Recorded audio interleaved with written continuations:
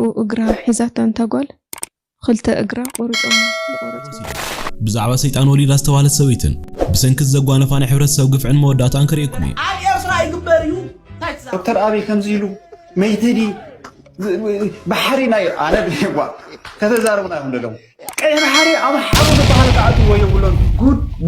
good زب زي أدوات صلوا حنتو قال سويس كابسيت أني وليدا أتوم ساعات كم يخمين الزراز حزنو خاجن حزنو معبد علنا والت هاجر دما نتجارو أسمره يكون باسع يكون تغيير لملهو يبنانو فرانك ريها صراحة لي ذا غلاس كم قريها تعلن زلا سلام كم يتنيخ كم تلمون لما عنتون بحدش نعهم كالتشنكن كاتنزوركم دايسر حيصعقن زجلاجلو بس حدشتي فيديوهات إذلكم تمريزم متيلو نز channel سبسكرايب تيجوركم سبسكرايب بمقار بيسك تخون ناولكم نزجوركم دما حازكم الرأكم دسنا على كانور فوركم دما لايك دما جلس ليهم نخيد نفتي فيديو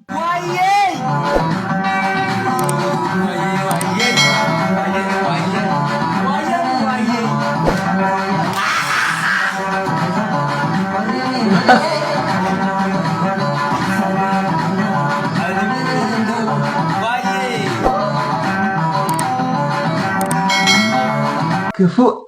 عمل أيلك إنك بهالكلام ما حسوت اللي وصلتني نيرو هذا قال زي أجن الرجاجيت هي اللو واي هاي خطر رغلها حريف مسرودن أرى عمل أصغوني هم وضع أي فلمك عمل ما يفتح عنكم ليش ولا إذا درجة وعدوا له بقى نحنا من كمان وعطا أنا دمو خندي حرامك وعد بلن عطا نبرة هالوتا عطا تايت أباين هذا شو خندينا قالوا له من صارحي نبرة هالو قال دبل سبعي تخين واي كاويد حمكا كاويد حمكم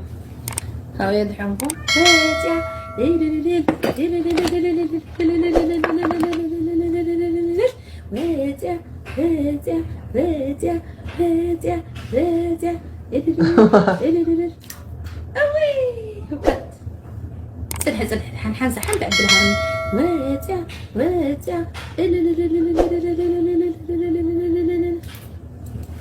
انت انا شعوب انا صغير ما عرف قن داونا كنت قبل له وي كم عاد نقنيه ما في تيك توك حجي اتون كو نو انا داونا كنت قبل له من حد اكسترا ጭቃ عبد الصراحه استغبا عبد الملحسب يلطف لهم فطاري واي ارفعيو ار بس واتي علل بمهللا مالتك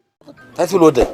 أنا مريم إرتراويان مالت أجر تفيلومس أجر زت كلني سواتيو حجي زخون عين السرح خفيفة دلاي قبر خلي من والحنتي تأجملين والحنتي تجارب حواتي كحيداناني أب شيطان أتيناني إرتراويان يوم معك سب جيرومني أملاخ ربي كم تسب زجورنا أملاخ صبونا برايم بروم كلهم say amen نسل نسبك حب سيلا ويزخون سبك حب سيلا أنا إرتراويان حجي كم زي عاوز مزي حريقة وكلا تخمزي قال لي تتصارفكو ناي حواتي دفء خبلان كله قلقلاتي إرتراويان حواتي دما نعيلهم بدك قابلهم نعي نعي او ماي جاد إرتراويان فولي بوتا يزلن ولاريتي اسمع حواتي مساي زعبيا مساي استمهارا حواتي كوس ندعي وي قفي عنانا خنزي الله سلازي مولاد قنقاي زود عد خادو حو خادو كنا قمنا غير اكل دي زما متعبي تخاص جدا كنا عقاكالو مالت دي كحك زكايا ودمان حسيت جن بس اي قال ملدو ناس كادو انا بلكالو ولاديتي بلكالو دغاف شعبيا خوينو ود شعبيا خوينو زخونه ودي أب فقري آتي أفكيري نتسبس مسؤول خنبر ولا حنتي تسجملين مخنياتو نسخاتي تحسب دقفت شعبية يوم وبقى ود شعبية يوم وإرتراويان يوم ولا دقفتي إرترا دلا يوم وات إيبر بقى دلا يوم يخونوا مالتيو نعايقين بلكم ببوليتيكا عيني يتسقموا لي ببوليتيكا عيني أي شجروني زي أتقراويتي أي لهم أي فنفونني زي أتقراويتي أي لهم أي قفعني أقعد أستناتي يسيب لكم لقتناتي صومين حدر جيران نساتهم مخنا بوليتيك أمن عم يزملكت نعي ملكتن اثنان ماي بيزنس ناتي هو توم نايكون أنا إرتراوي تكون كنت بوليتيك أنا توم نعوم يزملكت وده يكون أبزا تيك توك إرتراوي قينون عايز يحجز النسب ኤርትራዊ ኮይኑ ሞራል ዘይሃበኒ ሰብ ሕጂ ኣነ ተሓቂ ታይዲ እዛ ሰብ ዓለም ቦሻዕ ናይ ውልቀ ርእይቶ እያ ከምዚ ዘይበልክና ገለገለ ዝበሃል የለን ክትብልዎ እትደልዩ ባዕልኩም ንኸፃኹም ክትዛረቡ ኣሎ ስለዚ ብከምዚ ብዝተዛረበ እዚ መዓት ሰብ ወይ ዝብል መዓት ነገራት ክወርዳ ይኽእል እንጂ ግን ሓሳብ ኣይ ሓቂ ሓዛር ኤርትራን ሓጊዞም ኢላትና ንሓግዝ ሞኒ ክንመሰጋገን ምእንታስ ነተሓጋገዝ ዝሓገዝዋ ኣመስጊና ኣላ ንገረሉ ወይ ግበረሉ ዝበሃል ዝገበረልካ ማለት እዚኦም ዓረብየን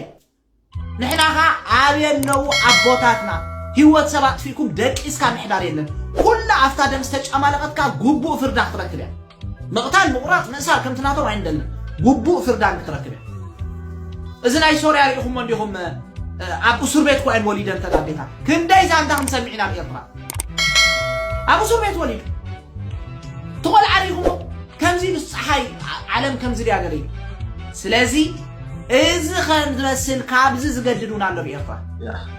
እቲ ናይ ሶርያ ሪኢኹሞ እቲ ንሆላንድ መፂዑ ዕቑባ ዝሓተተ ድሓር ዝተመልሰል ሶርያ ቢንሳ ገይሮም ፍረነብሰ የብሉን ገለ ኣብ ኤርትራ ይግበር እዩ እንታይ ትዛረብ ኣለኻ ትላገፅ ኣለኻ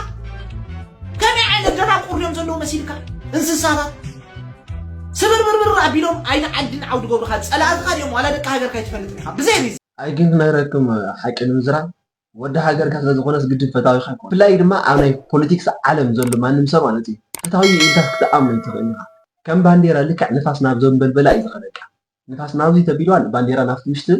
ልክዕ ከምኣ ድማ ኣብ ፖለቲክስ ዓለም ዘሎ ማንም ሰብ ሓወ እዩ ዓርከ እዩ ዝኾነ ወዲ ዓደ ኢልካ ክትኣምነሉ ኣይትኽእል ኢኻ ሸይጡካ እዩ ዝኽእል ነፍሱ ጥራሕ ከወድሕና ዝኽእል ምዃን ንጥቕሚ ሃገር ንረብሓ ሃገር ከዓ ከይመስለኩም ንረብሓ ናቶም ንሶም ኳነ ወልሓልካ ኮ ዋላ ንዖሙን ማስንታይ ንዖሙን ሪዝን የብሎም ኣምፅኦም ጅፍዕ የብሉካ ከምስብስብ 10-20 ዓመት ካብኡ ተደርቢኻ ትጨኑ 40-50 ዓመት ወጂ15 ክንደይ ደም ገይሮም ዘሎ ብዛዕባ ጂ15 ዝሓትት ኣሎ የለን እኮ ከም ጨው ኮ ይሕቆም ደሉ ግን ዕድመ ንመንእሰይ ኤርትራ ለይትን ቀድር ናይ ቢትወደድ ናይ ጴጥሮስ ናይ ድሩዕ ናይ ሸሪፎ እንዳገበርና ድቃስ ተሊና ከተረስዑና ሒኹም ትብሉ ንስኹም ኣይንርስዖምን ኢና ከተምፅዎም ኢኹም ካ ወይ ከተምፅዎም ኢኹም ዋጋስ ክትከፍሉ ላይ ትነውሕ ግዜ እምበር ፈኸራ ኣይኮነን እዚ ስለዚ ሕጂ እውን ልቢ ንግበር ብፍላይ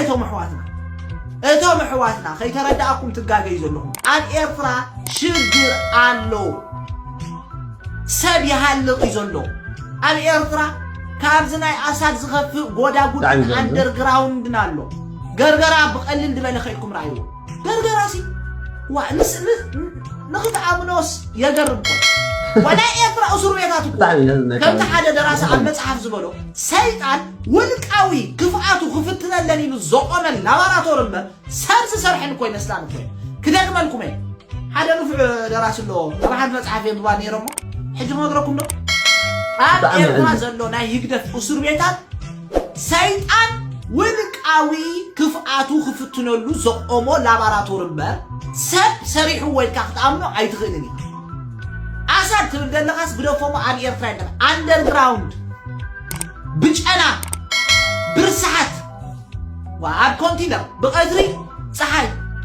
ኣነ ዝክር ሓደ ወዲ መምህር ነይሩ ኣብ ደቀ ማሕረሲ ሓሲብካ ስግሮ ደብዮም ዋላ ገሌሎም ኣሲሮሞስ ከምዚኣ ኦቶ ተኣሲሩ ይውዕል ነይሩ ከምዚኣ ክንዲ ገለ ናይ ፌሮ ዝገጅፍ ፌሮ ገይሮም ቁም ነገር ግን ነቶም ናይ ህግደት ደገፍትስ ኣነስ ሓውካ ክፋል ኣካልካሲ ይህስ ኣለኹ ናበለካስ ኣይተሃሳኻ እኖ ፅቡቅ ኢኻ ዘለኻ ኣነ እየ ዝፈልጠልካ ኢልካስ ክትከራኸሩን መንግስትኻ ደግፍ እናበልካ ዘረባ ኣነ ይብደንን ከም ኢሳያስ ዝጠዓሞ የለን ከም ህዝቢ ኤርትራ ዝሓሰሞ ድማ የለን እዚኣ እያ ሓቂ ደጋፋይ እውን ከፊእዎ እዩ ዘሎ ተቃዋማይ ከዓ ወዲኡ መሪርዎ እዩ ዶክተር ኣብይ ከምዚ ኢሉ መይተዲ ባሕሪ ናይ ኣነ ብዋ ከተዛረቡና ይኹም ደሎም ቀይሕ ባሕሪ ኣምሓሩ ድበሃል ከኣትዎ የብሎን ትብሉ ኣነ ዋላ ትግራዋይ ኣብ ቀይሕ ባሕሪ ክሕምብስ ደሊ እየ እንታይ ኣለዎ ፀገም ኢትዮጵያውን ኣምሓሩ ዓድና ኣምሓሩ ክሕምብስ ቀይሕ ባሕሪ እንታይ ክትገብሩ ንእስኹም ኣዲስ ኣበባ ኮይኩም ትምርዓውሉ ማለት እንታይ ክትገብሩ ዳ ምንድሕር ክቆርቡካ ደይደሊ ተኾንካ መንገዲ ኣየር ኢትዮጵያ ገርኩም ትኸዱ ኣለኹም ገንዘብኩም ኢትዮጵያ ኤርላይንስ ትኸፍሉ ኣዲስ ኣበባ ኮንኩም ሆቴሎም ትቃዛዘዩ ኣለኹም እንታይ ኣለዎ ሶም ሕጂ ቱሪስት ኮይኖም ንኤርትራ ኣትዮም ተሓምቢሶም ተወፅት እንታይ ኣለዎ ከይቆርብኩም ተደልዩኩም ኣነ ሓቂ ትኽብትሕ ይነግረኩም ኣለኹ እንድሕር ዓዶኩም ከይረግፅልኩም ተረድኩም ዓዶም ኣይትርገፅሎም ገረደወሉ ናይኹም ቀልድስ ቆይዶ በቃ ከውከኒ ይግሉ መስል ዶ ካቦስ ትእዛዝ ወሪዱ ስለዝኾነ እዩ ከምዚኣ ዝብለለሽ ዶ ካልእ ኣይኮነን ካቦስ ግን ትእዛዝ ወሪዱ እዩ ነዛ ትሪእዋ ዘለኹም መደ ሰይጣን ወሊድ ክብህባል ነበርቲ ትኻቡ ገፊዖም እዮም ሰብኣይ ከይተረፈ ሰይጣን ዝመስል ቆልዓኻ የወለድክዮም ብህባል ገዲፋ ጠፊዩ ሎማዓንቲ ናብ ሓንቲ ኣፍሪካዊት ሃገር ወሲደን ብዛዕባ ሰይጣን ወሊዳ ዝተባሃለት ሰበይትን ብሰንኪ ዘጓነፋ ናይ ሕብረተሰብ ግፍዕን መወዳእታን ከርእየኩም እየ ክስካብ መወዳእታ ዝመደብ ሓቢርኩም ንፅንሑ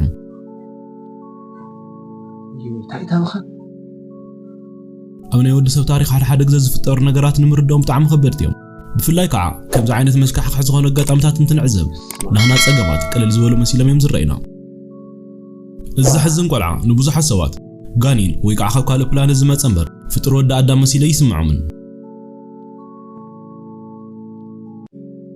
እስኪ ነዚ ህፃን ከላለይኩም ናይዚ ህፃን ኣዳ ኢላንያ ትበሃል ንዓ ዝበፅሐ ዘሎ ስቃይን ምንግልታዕን ኣዝዩ ንምእማኑ ዝኸብድ እዩ ኩሉ ሰብ ተገሪሙ እንዳተዓዘበ በብዝኣምንዎ ሃይማኖት ናብ ፈጣሪኦም ብምፅላይ እዚ ኩሉ መከራ እኽሊ ክኽብላ ይምሕፀኑላ እዮም እዛ ኣደ ዘጨንቓ ብዛዕባ ጥዕና ውላዳ እምበር ሰባት ብዛዕባ ዝብልዎ ወሬ ኣይኮነን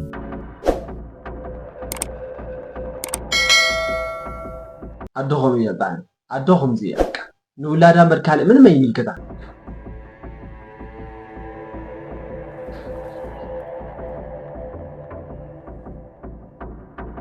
እቲ በዓል ሓዳራ ዝነበረ ሰብ ነቲ ፍረ ብርኩ ዝኾነ ቆልዓ ምስ ረአየ እዚ ጋኔን ቆልዓ ወዲ ኣይኮነን ኣነ የወለድክዎን ነቲ ዝሃበኪ ጋኔን መሊስ ክሃብዮ ኢሉ ክሒድዋ ጠፈ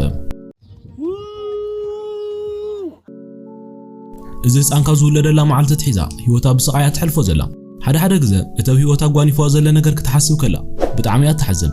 ኣብ ከባቢኣ ዘለዉ ሰባት ክዕልዋ ይደልዩ ሰብ ዘበለ ፍጡር ነዚ ህፃን ምስ ረአየ ብስንባዶ ጋኔን ኢሎም ብምፅዋዕ ካብ ጥቃዮም ዝርሕቑ ካብቲ ናይ ታደ ስቃይ ብተወሳኺ እቲ ህፃን ዘሕልፎ ዘሎ ሕማም ብቓላት ዝግለጽ ኣይኮነን ኩል ግዜ ምስ በኸ እዩ ንሳኻ መደ ዝኾነ ነገር ክትገብረሉ ብዘይምኻላ ሰባት እውን ክሕግዝዋ ብዘይምኻሎም ካብ ልባያ ትጉሂ እንታ ጓልስ ድንግለይ ነበረት ኢሉ ከውሪ ድሓረ እንኡ ፀዊዑ እንኡ እግራ ሒዛታ እንታ ጓል ክልተ እግራ ቆርፆሞ ዝቆረፅዋ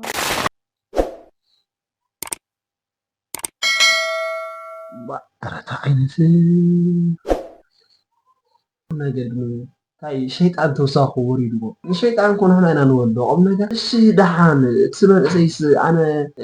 ማለት መንእሰይ ክጋገል ሓደ ግዜ ማለት ፈቅዶ ዲኻ እሺ ታሂበኺኹም ክሲ ግን ሓደ ግዜ መንእሰይ ተጋጊሽ ብዙሕ ኣይትግረምነታ ግንስ እታ ሰበይቲ ሲ ከም ኣብ ኣዶ ጓል እያ ንወረ ንሓንቲ ዘይተረብሕ ሚስጥር እንታ ህይወት ጓል ኣንስተይቲ ክንዲ ዝኽተበላሽው እሞ ከዓ ብናይ ኣዶ ባህሪ ናይ ኣዶ ፍቕሪ ናይ ኣዶ ስለልቦና ዘለካስ ኣዶ እየ ኢላ ክትፅውዕ ነብሳስ ከንደየናይ እዩ ገይሩላ ተምሳል ኣዶነት እኮ ብፆታ ጥራሕ ትረኽቦ ይኮነ መዓት ኣቦታት ናይ ኣዶነት ቦታ ዝትክኡ ምሽ ኣለው ልክዕ ከምኡስ ኣረ ኣነ ክዛረብ ይከኣ ክመቀስ ወሪ ፋሚሊ ሎማዓንቲ ነበረና ቪድዮታት ነዚ ይመስል ነይሩ ኣብ ቀፃሊ ብካልእ ቪድዮ ክሳብ ንራኸብ ላይክ ምግባርኩም ኣይተረስዒኹም